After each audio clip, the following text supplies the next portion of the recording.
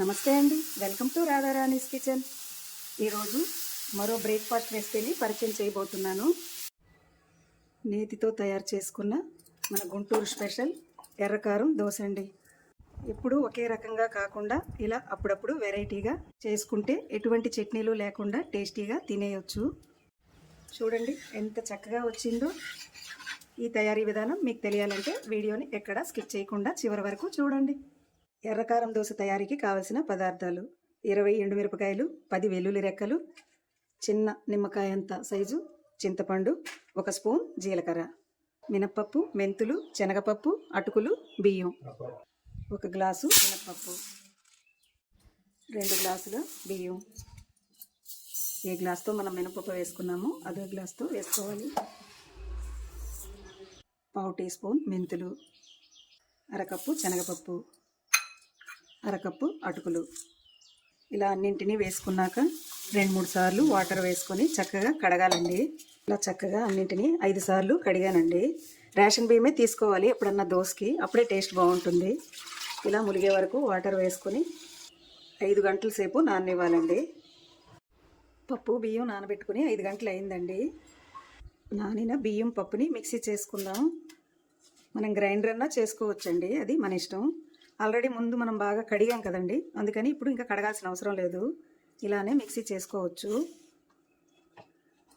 ఇది సరిపడా వాటర్ వేసుకుని మిక్సీ చేసుకుందాం. పిండి ఈ విధంగా రుబ్బుకున్నామండి, మెత్తగా రుబ్బుకోవాలి. రుబ్బుకున్న పిండిని ఒక డబ్బాలో వేసుకుంటున్నాను. ఈ వాటర్ వేసుకొని రుబ్బుకోవాలి. ఈ విధంగా రుబ్బుకున్నామండి. 12 గంటల పాటు నాననివ్వాలండి. పిండి నానిందో లేదో చూద్దాం. చక్కగా నానిందండి. చూడండి, ఇలా పైకి ఇంతలా చక్కగా నానితే దోశ కూడా సాఫ్ట్గా వస్తుందండి. 1 స్పూన్ ఉప్పు వేసుకుంటున్నాను. ఉప్పు వేసుకొని చక్కగా కలిసేలా కలుపుకోవాలండి. ఇలా చక్కగా కలుపుకున్నాక ఇంకా వాటర్ ఏమీ వేయాల్సిన అవసరం లేదండి, కరెక్ట్గా సరిపోయింది. ఎర్రకారం దోశ కదండి, కారం తయారు చేసుకోవడం కోసం ముందుగా మిరపకాయలను వేసుకొని ఒక 5 నిమిషాలు నానబెట్టుకోవాలి. ఎండుమిరపకాయలు నానేసరికి ఒక మిక్సీ బౌల్ తీసుకొని మిక్సీ గిన్నెలో చింతపండు వేసుకొని వాటర్ వేసుకొని నానబెట్టుకోవాలండి. ఎండుమిరపకాయలు నానబెట్టుకుని 5 నిమిషాలు అయిందండి.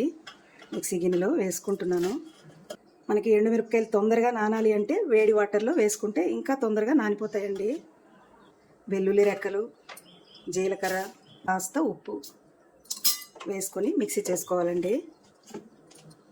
ఈ విధంగా మెత్తగా మిక్సీ పట్టుకున్నామండి. చూడండి ఎంత చక్కగా మెత్తగా నలిగిందో. మిక్సీ చేసుకున్న ఎర్రకారాన్ని ఒక బౌల్లో వేసుకుంటున్నాను. ఎర్రకారం తయారైపోయిందండి. మనం కాస్త ఎక్కువగా తయారు చేసి పెట్టుకున్న వారం రోజుల వరకు ఫ్రిడ్జ్లో పెట్టుకుంటే నిలవ ఉంటుంది. దోశ తయారీ కోసం స్టవ్ ఆన్ చేసుకొని ఒక పాన్ పెట్టుకున్నాను.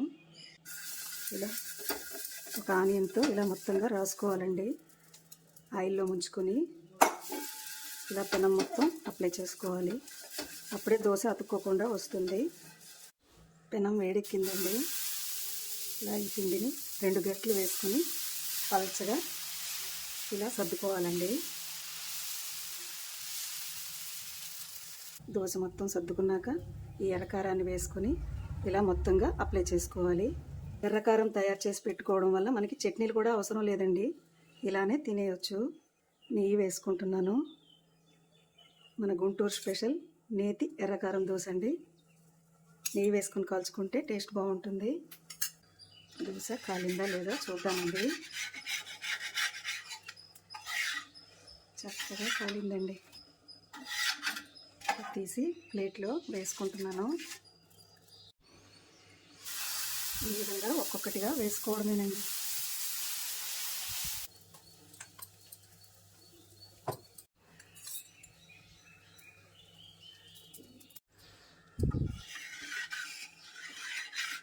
చక్కగా వేగిపోయిందండి. మన గుంటూరు స్పెషల్ ఎర్రకారం దోశ రెడీ. మీకు కనుక ఈ వీడియో నచ్చినట్లయితే లైక్ చేయండి, షేర్ చేయండి, మా ఛానల్కి సపోర్ట్ చేయండి. Thanks for watching.